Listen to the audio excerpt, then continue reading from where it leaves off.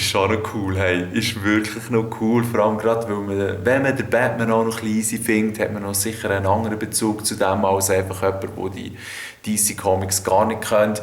Aber ja, es ist sicher für alle noch eine interessante Sache. Es ist dann so ein bisschen wie der Jobsimulator, da gibt es ja auf der PS4 auch.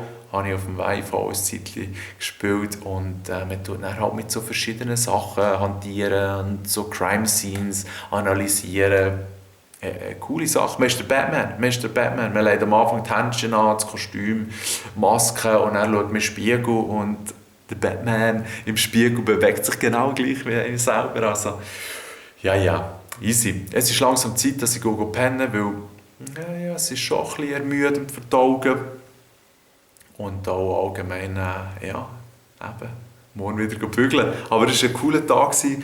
Leider nicht frei nehmen, aber gleich einiges an Zeit mit dem PlayStation VR verbringen und ich kann hier eine absolute Kaufempfehlung aussprechen, ganz ehrlich, für all die eine PS4 haben und halt 450 oder 550 oder 600 Steine mit der Kamera, je nachdem, wo man sich das Zeug kauft, können herblättern, bekommen hier eigentlich einen super Einblick in die Virtual Reality Welt, ohne jetzt eben teuren PC müssen zu haben für Oculus oder Vive. Und es ist gut genug, um wirklich ein cooles Spürerlebnis zu haben. Es braucht gar nicht unbedingt die Hightech und klar wäre es dann besser und stabiler.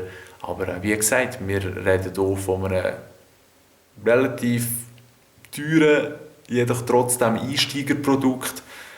Und bei der Version 2, oder wie sie es da immer machen, können sie sicher dann noch einiges verbessern. Aber eben der ganze Komfort, die Ergonomie vom Headset, auch von Hardware, nur schon die Kiste, wo das Ding ankommt, ist richtig durchgestylt.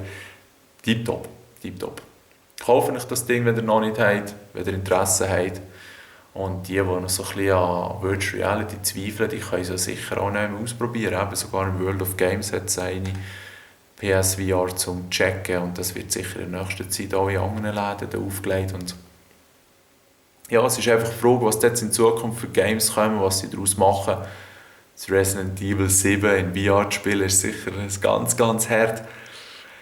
Wir werden es sehen. Ich muss aufhören zu texten und abgepfusen. Ich werde dir sicher mal ein Gameplay zeigen von diesen Games. Und ja, bin gespannt, was ihr so erfahren habt, was ihr so zu berichten habt in Bezug auf PSVR.